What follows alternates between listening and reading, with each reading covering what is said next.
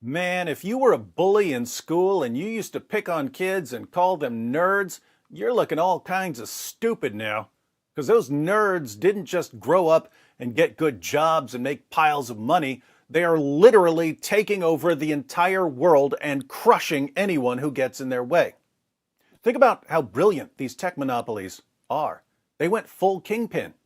They spent years getting everyone addicted to their platforms. Come join us, everyone. It's fun. All your friends are here. Your whole family is here. All are welcome. All are welcome.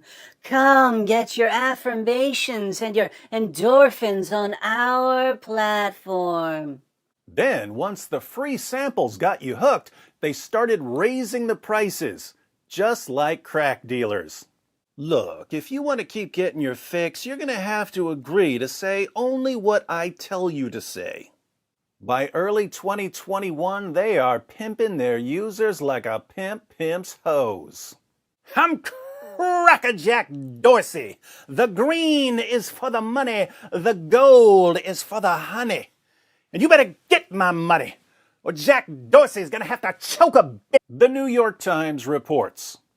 Parler, a social network that pitches itself as a free speech alternative to Twitter and Facebook, is suffering from whiplash. Over the past several months, Parler has become one of the fastest growing apps in the United States. Millions of President Trump's supporters have flocked to it as Facebook and Twitter increasingly cracked down on posts that spread misinformation and incited violence, including muzzling Mr. Trump by removing his accounts this past week. By Saturday morning, Apple listed Parler as the #1 free app for its iPhones.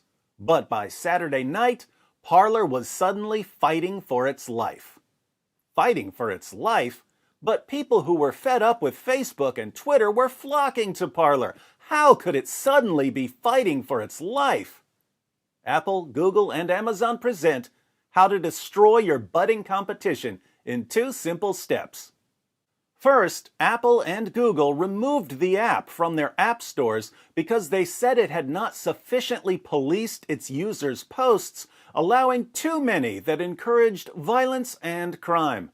Then, late Saturday, Amazon told Parler it would boot the company from its web hosting service on Sunday night because of repeated violations of Amazon's rules. Amazon's move meant that Parler's entire platform would soon go offline unless it was able to find a new hosting service on Sunday. It's been pointed out in various interviews that finding a new hosting service and transferring all of the data from the Amazon service to the new service with a day's notice would be impossible. So, this was just an execution. Big tech really wants to kill competition, John Mates, Parler's chief executive, said in a text message. And I have a lot of work to do in the next 24 hours to make sure everyone's data is not permanently deleted off the internet. In a statement online, Mr. Mates added that the tech giants had acted in a coordinated effort to completely remove free speech off the internet. Parler, he said, would probably be unavailable on the internet for up to a week, starting at midnight on Sunday. But, he went on, the company had prepared by not relying on Amazon's proprietary infrastructure and was looking for a new hosting provider.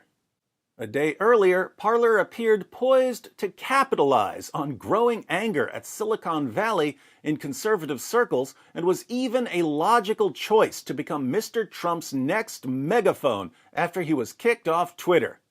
Now, its future is looking bleak. Oh, it's looking bleak, all right, because once you're blacklisted by Google, Apple, and Amazon, no one wants to come anywhere near you.